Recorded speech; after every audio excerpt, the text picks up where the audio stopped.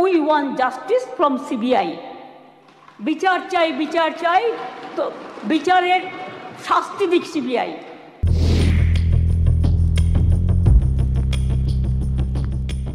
মঙ্গলবার রাজ্য বিধানসভায় পাশ হলো ঐতিহাসিক বিল। ধর্ষণের মতো জাতীয় স্তরে লজ্জাজনক ঘটনা রুখতে বাংলার সরকার পথ দেখালো দেশকে।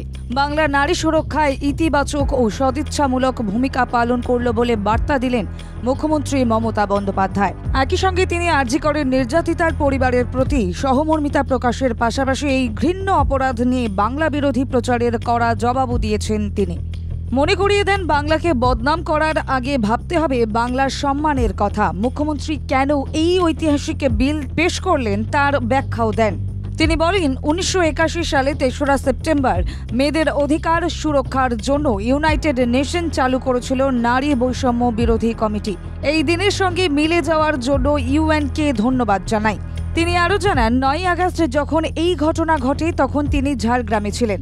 ঝাড়গ্রামে পুলিশ কমিশনার বিনীত গোয়েলের কাছে সবকিছু জানার পর তিনি নির্যাতিতার পরিবারের সঙ্গে কথা বলেন।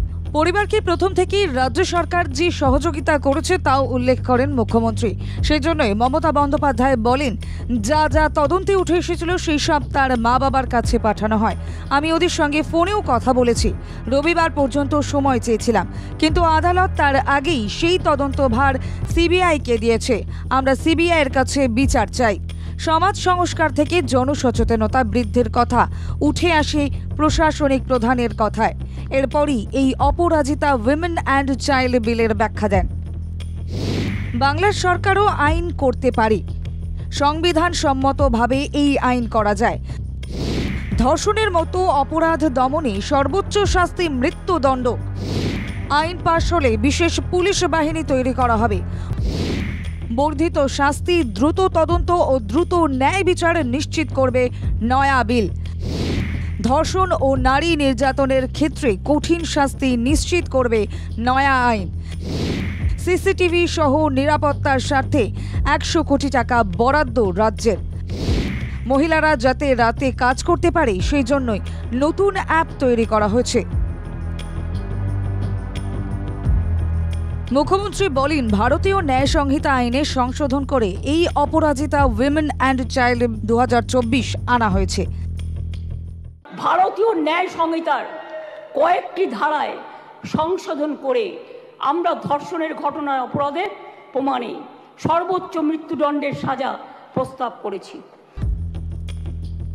বাংলায় বাম আমলে মহিলা থানা না থাকলেও পরিবর্তনের পর রাজ্য সরকারের উদ্যোগে 49টি মহিলা থানা গড়া হয়েছে 88টি ফার্স্ট ট্র্যাক কোর্টও। বিজেপি বিধায়কদের তিনি মনে করিয়ে দেন, ফার্স্ট ট্র্যাক কোর্ট গড়ার জন্য আর্থিক বরাদ্দ বন্ধ করে দেয় কেন্দ্র। নির্যাতন রোধে ধারাবাহিক পদক্ষেপ গ্রহণের কথাও উঠে আসে প্রশাসনিক প্রধানের বক্তব্যে। তিনি উল্লেখ করেন, 2013 সাল থেকে এখনো পর্যন্ত রাজ্যে মোট 88টা ফার্স্ট ট্র্যাক কোর্ট রয়েছে, যেখানে 3,92,620টি কেস হয়েছে। তার মধ্যে 3,11,479টি কেসের বিচার করে শাস্তি বিধান করা হয়েছে। কামদুনির ক্ষেত্রে যে রায় দেওয়া হয়েছিল, রাজ্য তার বিরুদ্ধেও সুপ্রিম কোর্টে কেস ফাইল করেছিল। মেয়েরা যাতে স্বচ্ছন্দে ও নির্ভয়ে তাদের অভিযোগ জানাতে পারেন, সেই লক্ষ্যে 49টি মহিলা থানা স্থাপন করা হয়েছে। সিপিএম আর চিৎকার করে বেড়াচ্ছে, বিজেপির সাথে কম্পিটিশন করছে, আমি ওয়ান না বিজেপি ওয়ান। মুখ্যমন্ত্রী ফেক নিউজ না ছড়ানোর আবেদনও করেন বিরোধী দলের কাছে। বিধানসভায় বিরোধী পক্ষ মুখ্যমন্ত্রীর পদত্যাগ দাবি করায় তার পাল্টা জবাব দেন মমতা বন্দ্যোপাধ্যায়। মণিপুর, হাতরাস, উন্নয়নের মতো সারা দেশে ধর্ষণ বেড়ে যাওয়ায় প্রধানমন্ত্রী ও স্বরাষ্ট্রমন্ত্রীর পদত্যাগও দাবি করেন মুখ্যমন্ত্রী। ব্যুরো রিপোর্ট, বাংলা জাগো।